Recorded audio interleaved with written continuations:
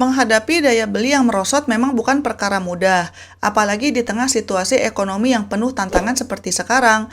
Banyak dari teman-teman mungkin merasa penghasilan yang didapatkan setiap bulan nggak cukup untuk memenuhi kebutuhan sehari-hari. Apalagi banyak harga-harga barang pokok ini semakin naik ya. Selain itu, biaya transportasi juga bertambah, dan kebutuhan lain pun ikut melunjak. Kondisi ini tentunya bisa membuat kita stres. Makanya kita harus lebih cermat dalam mengelola keuangan supaya bisa bertahan dan memenuhi kebutuhan hidup. Salah satu langkah pertama yang harus dilakukan adalah dengan mengevaluasi kembali pengeluaran. Teman-teman bisa mulai dengan mencatat semua pengeluaran selama 1 bulan, mulai dari yang paling kecil sampai yang paling besar. Dengan begitu, kita bisa melihat dengan jelas kemana saja uang sudah dikeluarkan.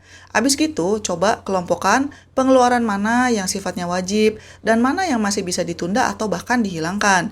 Misalnya aja buat teman-teman yang sering jajan di luar, mungkin sekarang bisa bawa makan bekal sendiri dari rumah. Hal-hal kecil seperti ini kalau dilakukan secara konsisten bisa membantu menghemat pengeluaran. Selain itu, penting juga untuk mulai membedakan antara kebutuhan dan keinginan. Di saat daya beli menurun, teman-teman harus benar-benar fokus pada kebutuhan utama seperti makanan, tempat tinggal, dan kesehatan. Keinginan untuk membeli barang-barang baru atau jalan-jalan ke tempat wisata bisa ditunda dulu sampai kondisi keuangannya membaik.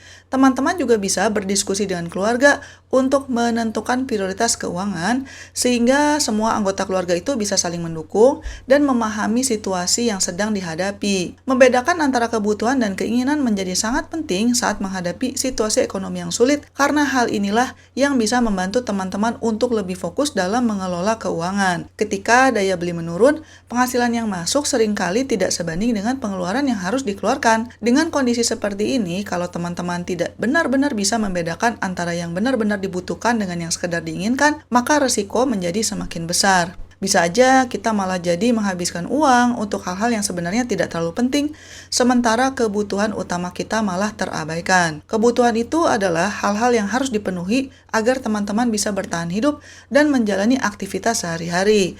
Misalnya aja makanan, tempat tinggal, kesehatan, dan pendidikan. Sementara keinginan itu adalah hal-hal yang sifatnya tambahan atau pelengkap.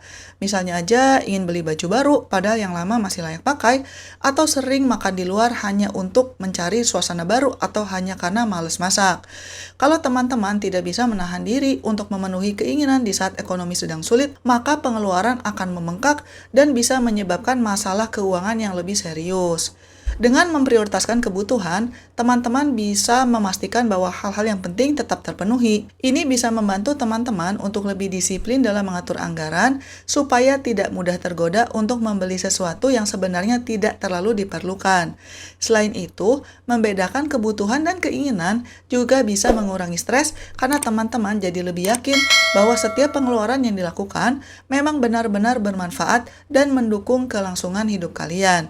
Pada akhirnya, kemampuan untuk membedakan kebutuhan dan keinginan adalah salah satu kunci utama untuk bisa bertahan di tengah situasi ekonomi yang sulit. Mencari penghasilan tambahan juga bisa menjadi solusi untuk menghadapi daya beli yang menurun. Misalnya aja, carilah peluang usaha sampingan yang sesuai dengan kemampuan dan waktu yang dimiliki. Kalau kalian jago masak gitu misalnya, coba jual makanan secara online. Atau teman-teman punya keterampilan lain seperti desain grafis, menulis, atau mengajar, bisa menawarkan jasa secara freelance. Di era digital seperti sekarang, banyak peluang yang bisa dimanfaatkan untuk menambah penghasilan, asalkan teman-teman mau mencoba dan tidak mudah menyerah. Mencari uang tambahan dan berusaha meningkatkan penghasilan itu penting untuk memastikan kebutuhan hidup bisa terus terpenuhi, terutama saat biaya hidup terus meningkat. Dengan penghasilan yang lebih besar, seseorang bisa lebih leluasa memenuhi kebutuhan pokoknya, tanpa harus merasa khawatir akan kekurangan. Selain itu, tambahan penghasilan juga bisa digunakan untuk menabung atau berjaga-jaga kalau terjadi keadaan darurat. Selain untuk memenuhi kebutuhan, meningkatkan penghasilan juga bisa memberikan rasa aman dan stabilitas finansial. Dengan pendapatan yang cukup, seseorang bisa merencanakan merencanakan masa depan dengan lebih baik, seperti mempersiapkan dana pensiun, investasi, atau pendidikan anak. Hal ini juga bisa mengurangi stres akibat tekanan keuangan dan memberikan peluang untuk meningkatkan kualitas hidup secara keseluruhan. Selain itu, marilah kita lebih bijak dalam berbelanja. Misalnya aja, bandingkan harga barang di beberapa tempat sebelum memutuskan untuk membeli. Manfaatkan juga promo atau diskon yang sering ditawarkan oleh toko-toko, baik offline maupun online. Dan pastikan bahwa barang yang dibeli itu memang betul-betul dibutuhkan ya, bukan kita beli hanya karena tergiur harga murah. Teman-teman juga bisa berbelanja dalam jumlah yang lebih besar untuk kebutuhan pokok, karena biasanya harga grosir itu lebih murah dibandingkan membeli satuan. Mengelola utang juga menjadi hal yang sangat penting ketika daya beli sedang menurun. Kalau kalian memang punya hutang, usahakan untuk membayar tepat waktu agar tidak terkena bunga atau denda yang bisa semakin memberatkan. Kalau memungkinkan, hindari menambah hutang baru, terutama untuk hal-hal yang sifatnya konsumtif. Lebih baik fokus pada pelunasan utang yang sudah ada, sehingga beban keuangan tidak semakin berat di kemudian hari. Selain aspek keuangan, teman-teman juga perlu menjaga kesehatan fisik dan mental. Stres karena masalah uang bisa berdampak buruk pada kesehatan. Makanya, penting banget untuk tetap menjaga pola makan, berolahraga secara teratur, dan beristirahat dengan cukup. Teman-teman juga bisa mencari dukungan dari keluarga atau teman dekat untuk berbagi cerita dan mencari solusi bersama. Jangan ragu untuk meminta bantuan kalau memang perlu, karena menghadapi masa sulit itu akan lebih ringan kalau dijalani bersama-sama.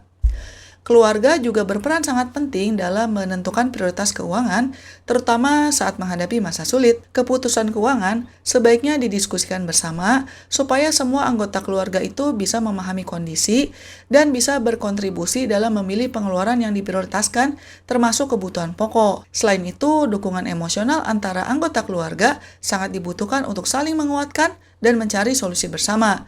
Misalnya saja dengan berbagi tugas atau mencari tambahan penghasilan. Kerjasama dan komunikasi yang baik akan membantu keluarga menyesuaikan diri dalam situasi sulit, menjaga kestabilan keuangan, dan juga mempererat hubungan antar anggota keluarga. Nah, di tengah kesulitan itu, teman-teman juga bisa loh memanfaatkan waktu untuk belajar hal-hal baru yang bisa meningkatkan kemampuan diri. Misalnya dengan mengikuti pelatihan online gratis, nonton video YouTube yang bermanfaat, atau membaca buku tentang pengelolaan keuangan. Dengan menambah pengetahuan dan keterampilan, teman-teman insya Allah bisa lebih siap menghadapi tantangan dan bisa saja teman-teman menemukan peluang baru yang sebelumnya tidak terpikirkan. Tetaplah optimis dan jangan mudah menyerah. Setiap tantangan itu insya Allah ada jalan keluarnya selama kita mau terus berusaha dan terus belajar. Daya beli yang menurun dan harga barang yang naik terus memang membuat hidup semua orang terasa lebih berat ya.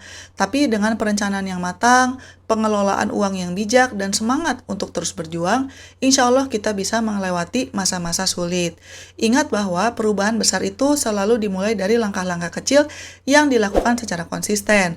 Jadi tetaplah semangat dan terus berusaha untuk memperbaiki kondisi keuangan demi masa depan yang lebih baik untuk teman-teman dan keluarga. Sekian dulu episode kali ini dan selamat mencari kebahagiaan. Bye-bye.